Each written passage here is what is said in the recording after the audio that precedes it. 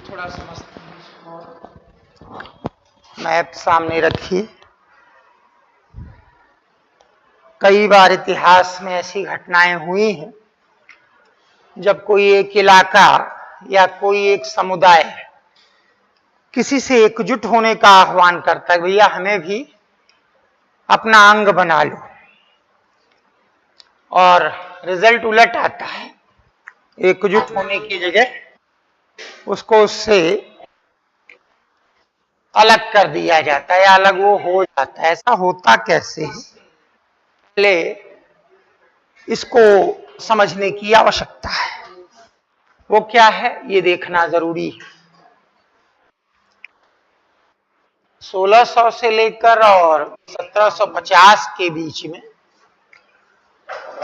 इन क्षेत्रों में जहां से अमेरिका यूएसए बनने की शुरुआत हुई, बहुत बड़े परिवर्तन हुए। यहां का एक अलग समाज बना था।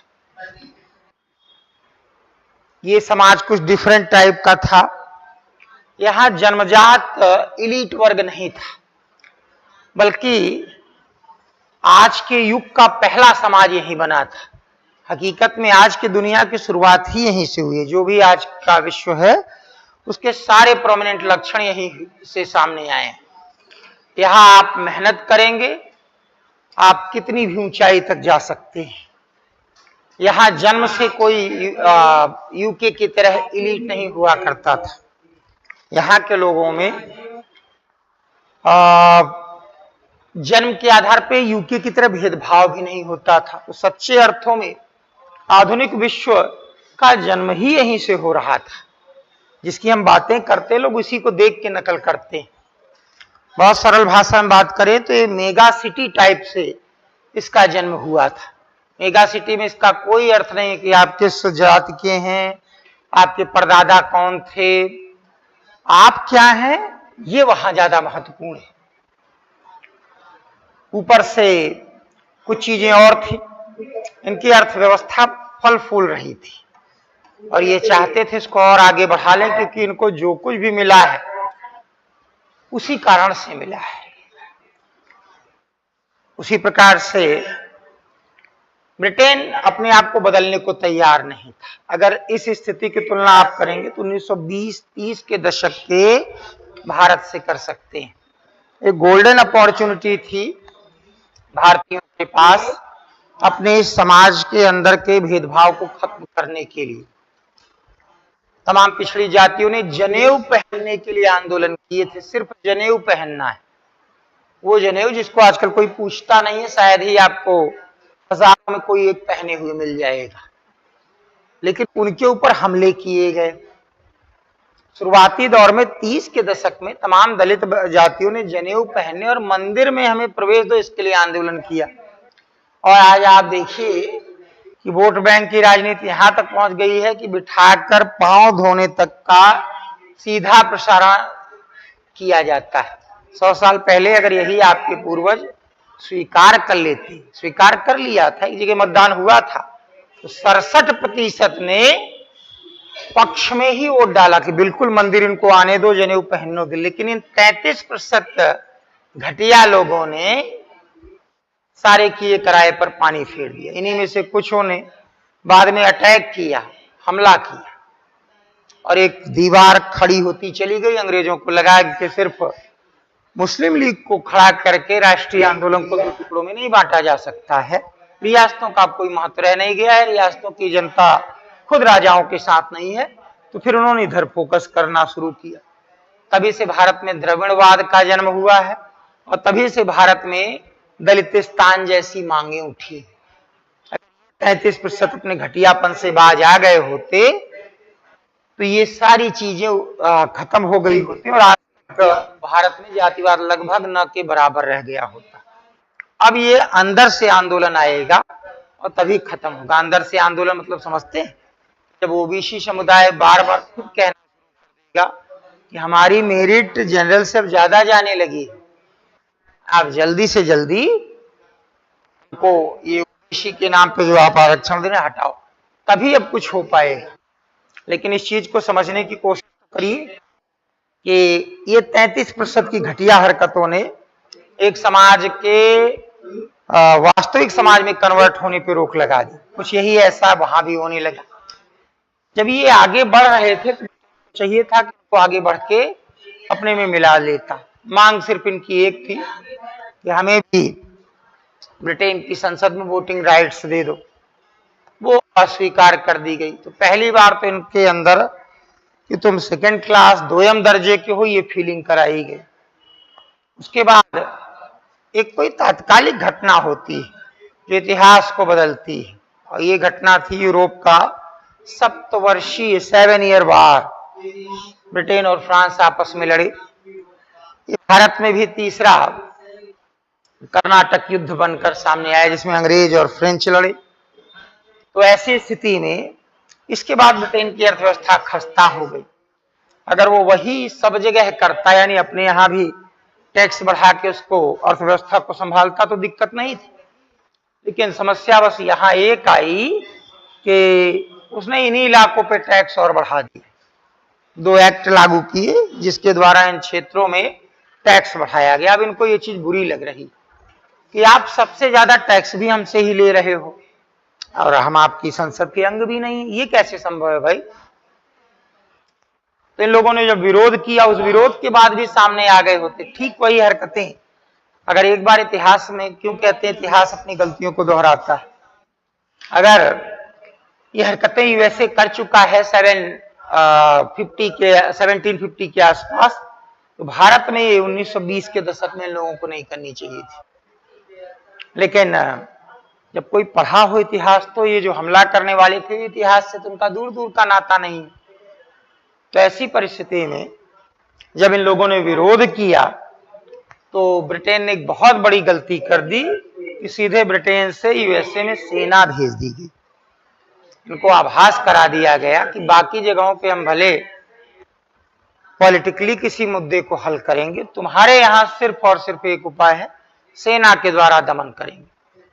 शायद उनका अहंकार था जो दिखाने की कोशिश कर रहे थे कि तुम हमारे लिए सिर्फ और सिर्फ एक कॉलोनी हो, इससे ज्यादा कुछ नहीं। और बस इसी ने इनको अलग कर दिया। पहले से ही 150 साल से एक विकसित हो रहा समाज, जिसके पास राजनीति का भी प्रशिक्षण था, तमाम थिंकर्स भी उनके बीच प्रभावित थे, और आपने उनको दबाने की भी चेष्टा की। तो नतीजा ये निकला कि उन लोगों ने 1774 में फिलाडेल्फिया में पहली कांग्रेस आयोजित की, और अगले साल भी ऐसी एक कांग्रेस, और उसके अगले साल यानी 4 जुलाई 1776 जब थॉमस जेफरसन ने अमेरिका की स्वतंत्रता का घोषणा पत्र पढ़ा, तय हो गया कि अब हम नहीं रहेंगे इनके साथ।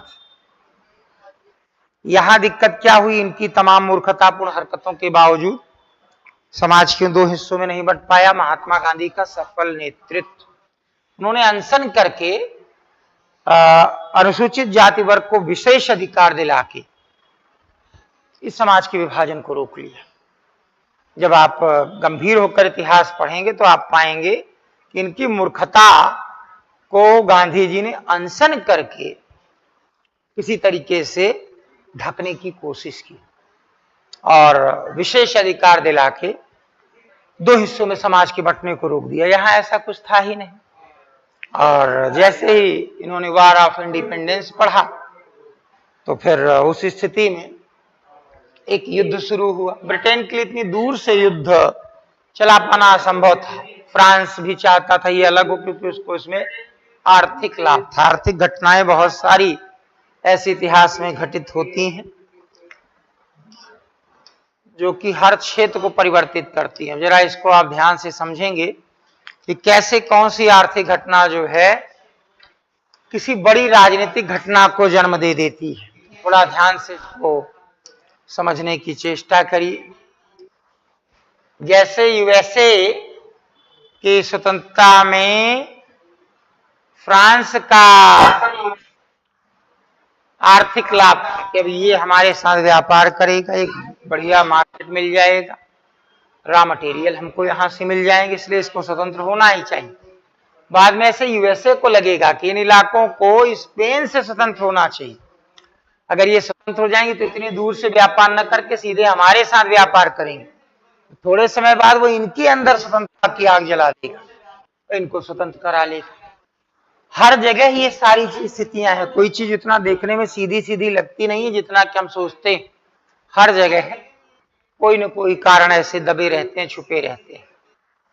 इस वार ऑफ इंडिपेंडेंस में ब्रिटेन की पराजय हुई। फ्रांस और स्पेन दोनों यूएसए का साथ दे रहे थे, ब्रिटेन यहीं उलझ कर रह गया। जॉर्ज वाशिंगटन का नेतृत्व बहुत सबल नेतृत्व था। फिर वहां के माहौल में लड़ने का कोई अनुभव नहीं था ब्रिटेन के सैनिकों को। और सबसे बड़ी बात थी जो इतिहास में सबसे इंपॉर्टेंट हो जाती है, एक सेना एक राष्ट्र से जब भी लड़ेगी जीतेगा राष्ट्र।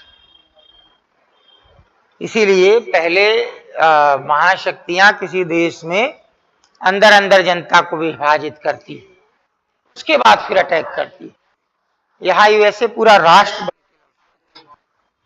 तो ब्रिटेन की सेना उसको नहीं जीत सकती थी। और 1783 तक एक समझौता हुआ, ब्रिटेन ने यूएसए की स्वतंत्रता को मान्यता दी थी। लेकिन एक अच्छी चीज ये थी कि जैसे स्वतंत्रता को मान्यता दी, सारे पुराने मनोमालिन्य उन्होंने भुला दिए। दोनों एक दूसरे के बड़े निकट सहयोगी बने और आज तक बने हुए। 1945 तक जो यूएसए चाहता था, जो ब्रिटेन चाहते थे, आपस में सामंजस्य करते थे। जब यूएसए बड़ी शक्ति बन गया तो ब्रिटेन ने उसका नेतृत्व स्वीकार कर लिया।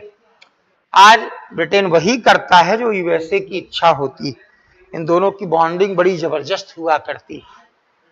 ये देखिए, बाकी अलग होने वाले देशों में ऐसी बॉन्डिंग नहीं रही कि अगर अलग हो भी गए हो तो चलो पुरानी चीजें भुला के एकजुट हो जाते हैं। यहां अलग होने के कारण हम और तरक्की करना चाहते हैं, ये था। इसलिए इन लोगों ने आपस में अच्छी बॉन्डिंग कर ली। भारत पाकिस्तान में अलग होने का कारण ये नहीं था कि हम और तरक्की करना चाहते, उसका कारण अलग से मध्य दृष्टि के साथ जो है अलग हुए थे। इसीलिए दोनों के बीच की मतभेद कभी खत्म नहीं हो पाते हैं। ये सारी चीजें यूएस वार ऑफ इंडिपेंडेंस की कहानियां थी। लेकिन इससे दुनिया को मिला क्या, इस पर भी हम लोग थोड़ी नजर रखेंगे। पहले ये सारी चीजें लिख लेते हैं। कुछ लिखा था कि नहीं? चलिए लिखें।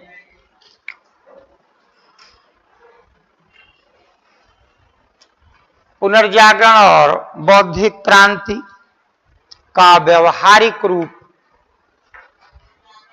अमेरिकी स्वतंत्रता संग्राम में देखने को मिलता है। पुनर्जागरण और बौद्धिक क्रांति का व्यवहारिक रूप अमेरिकी स्वतंत्रता संग्राम में देखने को मिलता है। Practical aspect of renaissance, practical aspect of रिनेशा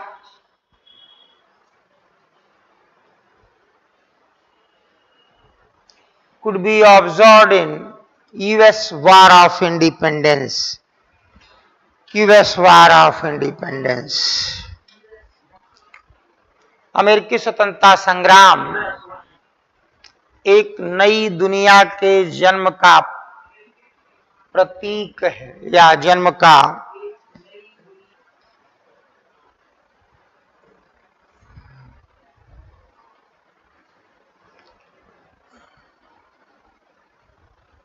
आख्यान है।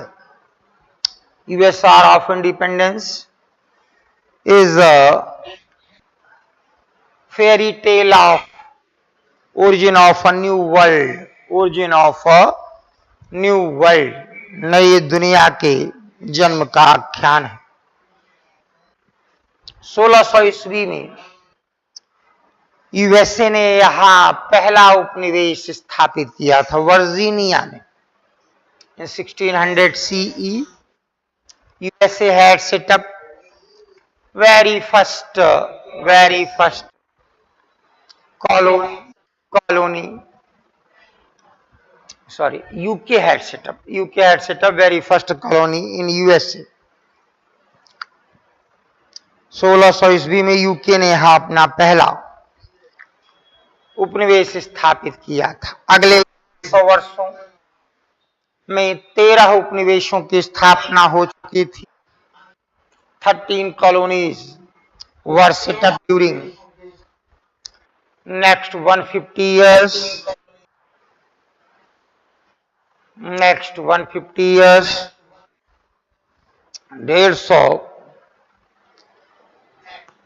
उपनिवेशों की स्थापना हो चुकी थी, उपनिवेशों की स्थापना हो चुकी थी।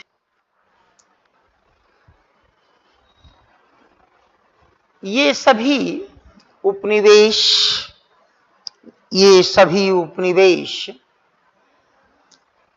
भले ही ब्रिटेन वासियों द्वारा ही निर्मित किए गए थे। All above said colonies were set up by the Britishers, but परंतु यह यूके से अनेक मामलों में अलग थी। But these were different to UK in various aspects, UK से अनेक मामलों में अलग थे। In various aspects, यही अलगाव एक स्वतंत्र देश के उद्भव का कारण बना। Same separation originated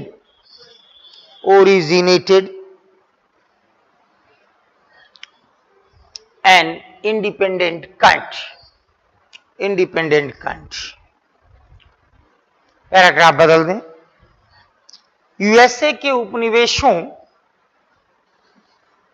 का प्रयोग यूके अपने आर्थिक हितों की पूर्ति के लिए करता था। Colonies of USA were used by UK to fulfill its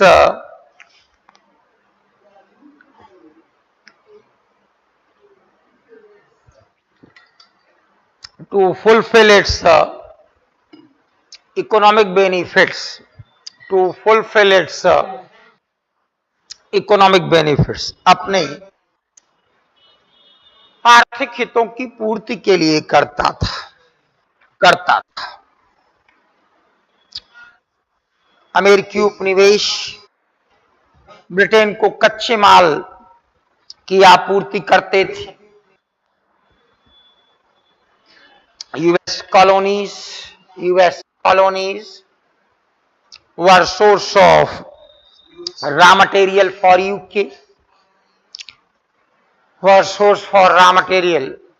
UK, तथा ब्रिटेन के उत्पादों के लिए यह बाजार का कार्य करते थे। As well, these were market for British products.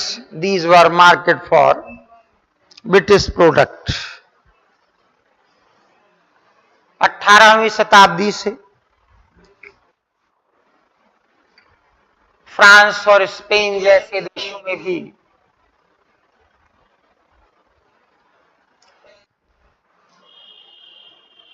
औद्योगिक उत्पादन बढ़ रहा था।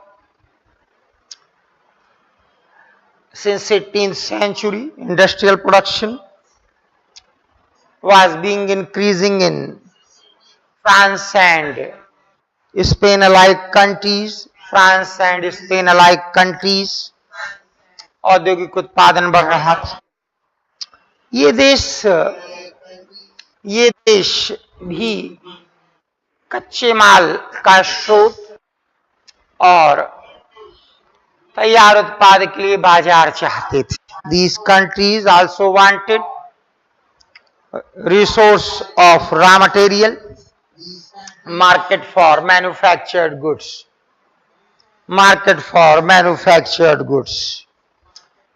तैयार माल के लिए बाजार चाहते थे। परंतु ब्रिटेन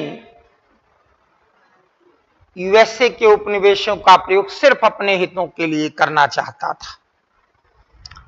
परंतु ब्रिटेन यूएसए के उपनिवेशों का प्रयोग सिर्फ अपने हितों के लिए करना चाहता था. But Britain wanted to use colonies of USA just for its own benefits. Just for its own benefits. सिर्फ अपने हितों के लिए करना चाहता था. इसमें पूरी तरह से इन उपनिवेशों का ही नुकसान था, which was harmful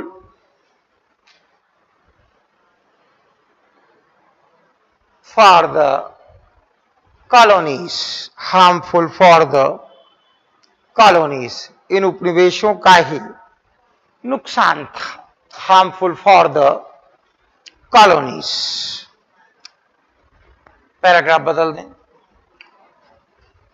ब्रिटेन ने सभी 13 अमेरिकी उपनिवेशों में द्विसदनीय विधायिका का गठन किया था. ब्रिटेन ने सभी 13 अमेरिकी उपनिवेशों में द्विसदनीय विधायिका का गठन किया था. Britain had set up a bicameral legislature. Bicameral legislature in all 13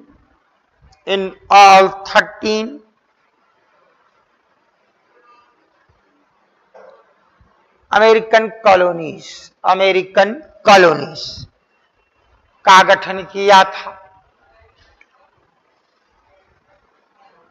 प्रत्येक में एक गवर्नर का निर्वाचन किया जाता था.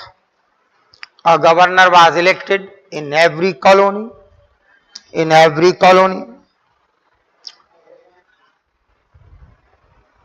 परंतु इन्हें ब्रिटेन की संसद के लिए मतदान का अधिकार नहीं था.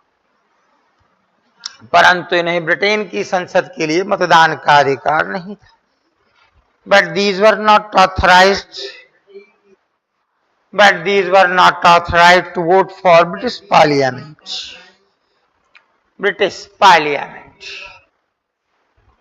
यह अमेरिकी उपनिवेशों में दोयम दर्जे के होने का भान कराता था. यह अमेरिकी उपनिवेशों में दोयम दर्जे के होने का भान कराता था. which was humiliating for the American colonies.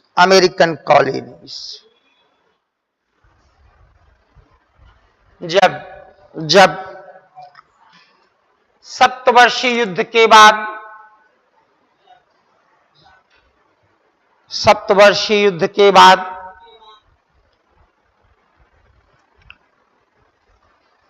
Britain ने इन उपनिवेशों पर अतिरिक्त कर थोप दिए. Additional taxes were imposed on these colonies by Britain after 7-year war. Bracket में 1756 से 63 when additional taxes were imposed by Britain on these colonies after 7-year war. थोप दिए. तो नो टैक्सेशन विदाउट रिप्रेजेंटेशन का नारा गूंज उठा. No taxation without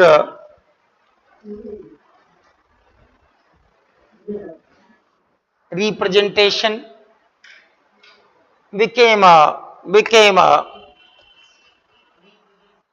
powerful slogan.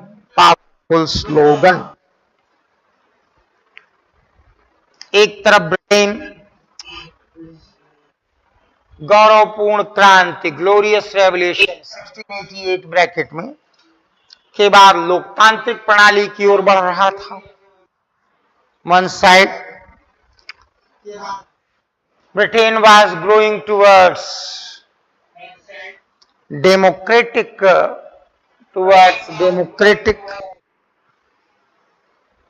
ruling system after glorious revolution. उपनिवेश या अमेरिकी उपनिवेश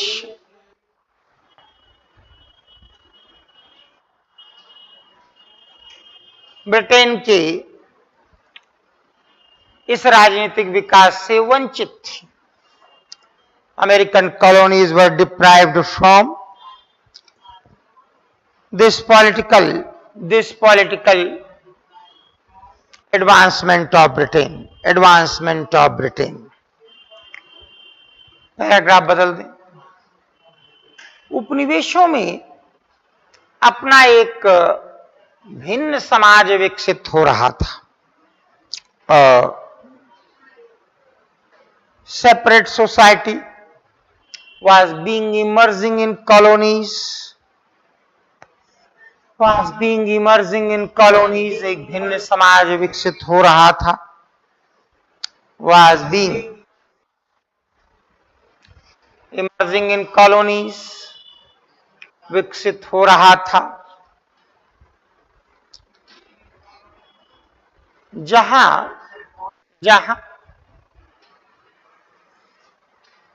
जन्म के स्थान पे कर्म के आधार पर बना, जन्म के स्थान पे कर्म के आधार पर महत्व मिलता था। Where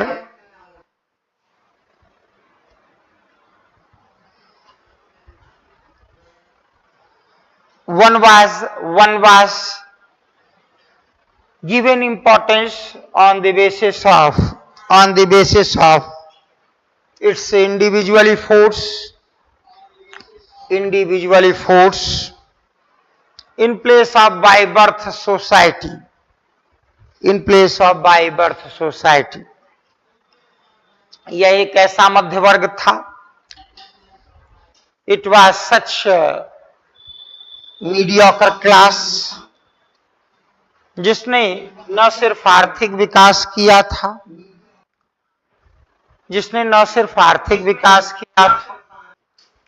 was growing not only in economic aspect, बल्कि वह बौद्धिक प्रगति की ओर भी अग्रसर था। अंडरलाइन करिए। But also it was growing with respect to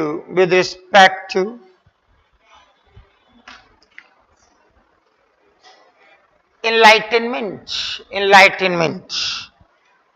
lock के राजनीतिक विचार अमेरिकियों को प्रभावित कर रहे थे। लॉक के राजनीतिक विचार अमेरिकियों को प्रभावित कर रहे थे। Political ideas of Locke were influencing to the Americans. वे जीवन और संपत्ति की सुरक्षा के लिए प्रयासरत थे। They were trying to secure their life and property.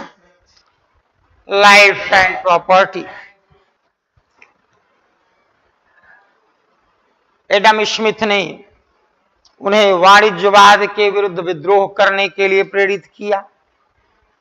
Adam Smith inspired them to revolt against mercantilism. स्वयं अमेरिकी समाज में जॉर्ज वाशिंगटन, थॉमस जेफरसन और एडम्स जैसे प्रभावी विचारक थे। There were influential thinkers in American society like George Washington, Thomas Jefferson and Adams.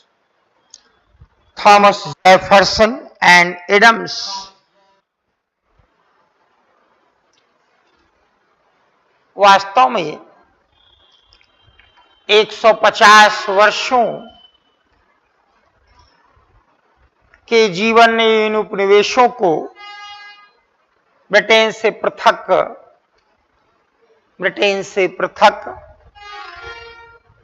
एक अस्तित्व प्रदान कर दिया था। In fact, these colonies were in separate entity after 150 years colonial life। प्रारंभ में वे खुद को ब्रिटेन का अभिन्न अंग बनाने के लिए प्रयासरत थे। Initially they were trying to make themselves as integral part of Britain, परंतु ब्रिटेन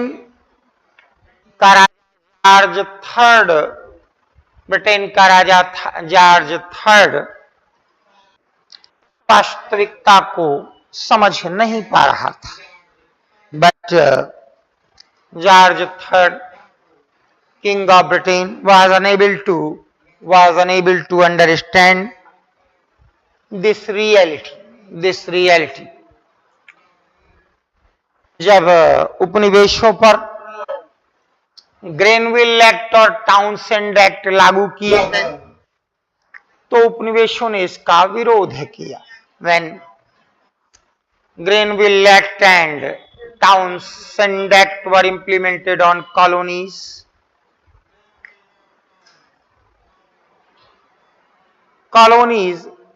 protested this। जॉर्ज तृतीय ने सेना भेजकर उपनिवेशों के दमन का प्रयास किया। जॉर्ज थर्ड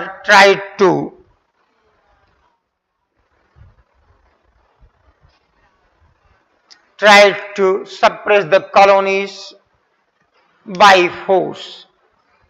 यहीं से एक राष्ट्र के दो हिस्सों का संघर्ष दो राष्ट्रों के संघर्ष में परिवर्तित हो गया। यहीं से एक राष्ट्र के दो हिस्सों का संघर्ष दो राष्ट्रों में परिवर्तित हो गया। From where conflict of two parts of a nation was transformed into conflict of two nations। Britain ने इंटॉलरेबल एक्ट और क्यूबेक एक्ट लागू कर दिया। ब्रिटेन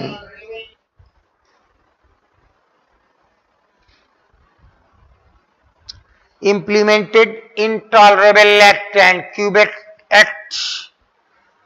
उपनिवेशों ने भी आर पार की लड़ाई लड़ने का निर्णय लिया। Colonies also decided to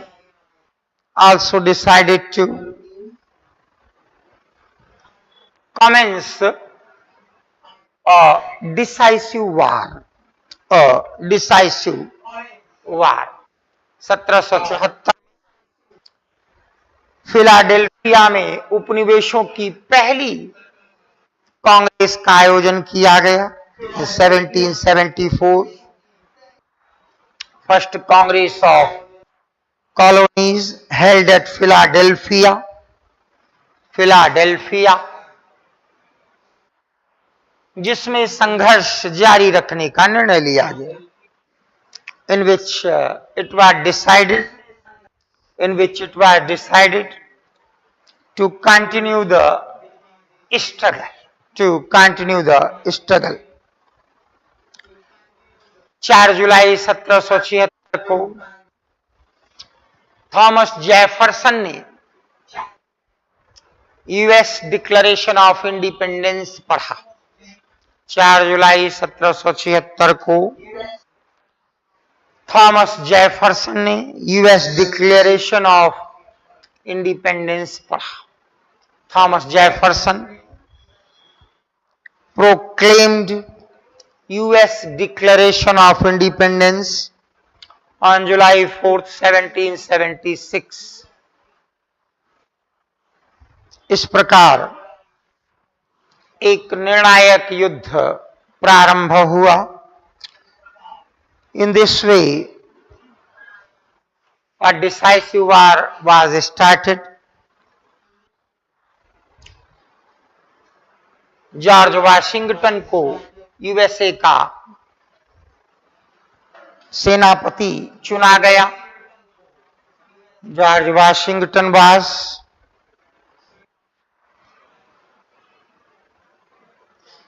elected commander of USA. Commander of USA, USA का सेनापति चुना गया। अंततः 1783 में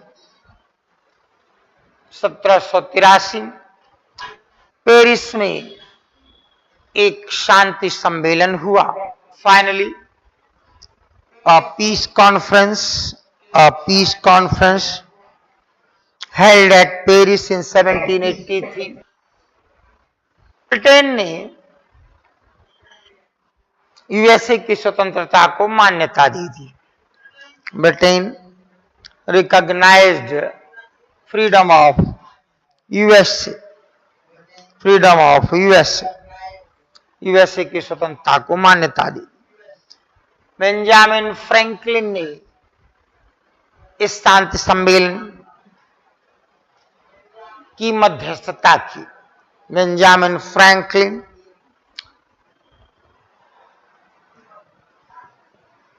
played decisive role in this peace conference। Paragraph बदल दें।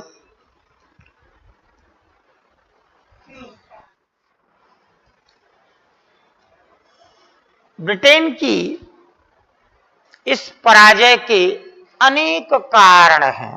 There are various factors of defeat of Britain। various factors of defeat of Britain। इस पराजय के अनेक कारण हैं। वास्तव में यह एक सेना और एक राष्ट्र के मध्य युद्ध था।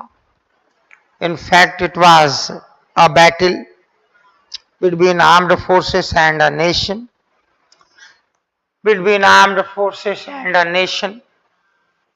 तथा कोई भी सेना संगठित राष्ट्र को पराजित नहीं कर सकती।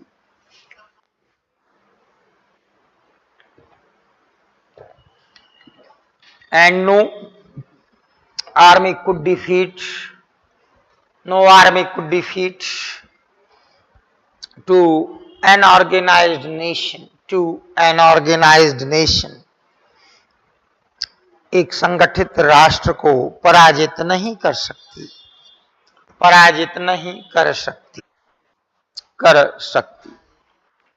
जॉर्ज वाशिंगटन ने कुशल नेतृत्व द्वारा अमेरिका को एकजुट कर दिया था। आजकल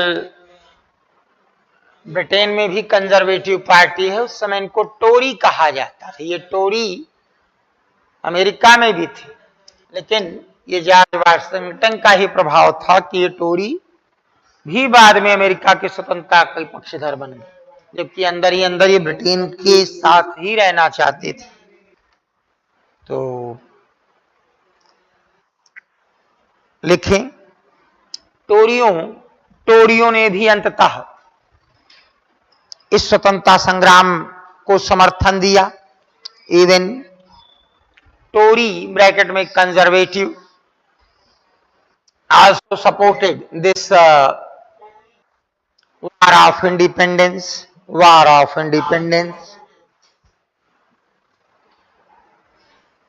अगली लाइन,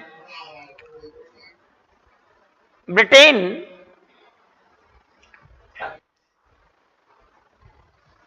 अत्यधिक दूरी के कारण सफलतापूर्वक युद्ध का संचालन नहीं कर सका। Britain couldn't operate this war due to extreme distance. British सैनिक अमेरिकी वातावरण में लड़ने के अभ्यस्त नहीं थे। British soldiers were not habitual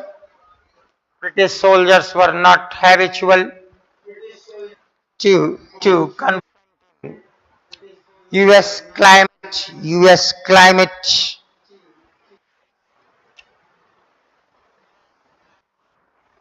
France और स्पेन ने ब्रिटेन के विरुद्ध युद्ध घोषित करके उसे यूरोप में ही उलझा लिया। फ्रांस और स्पेन ने ब्रिटेन के विरुद्ध युद्ध घोषित करके उसे यूरोप में ही उलझा लिया। France and Spain encircled Britain through declaring war against it. उसे ब्रिटेन में ही यूरोप में ही उलझा लिया।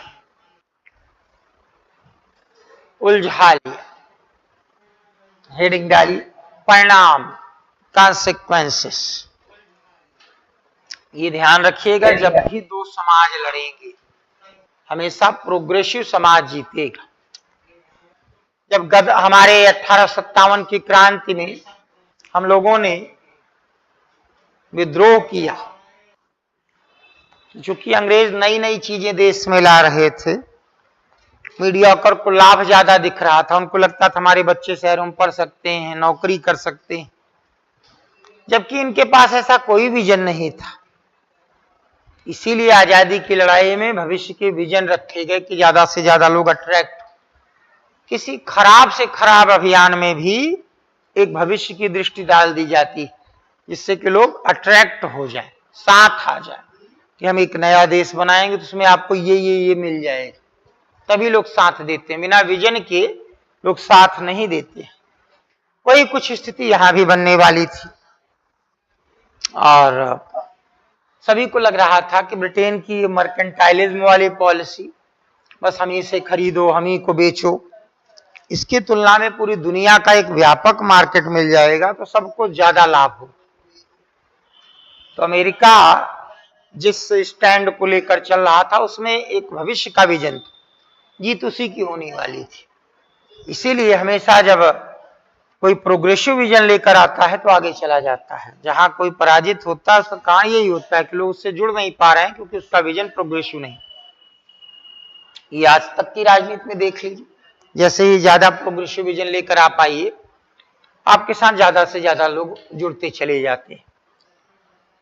कुछ चीजें और भी रहती हैं, जैसे कि उपनिवेशों की तुलना हमेशा पके हुए फल से की जाती।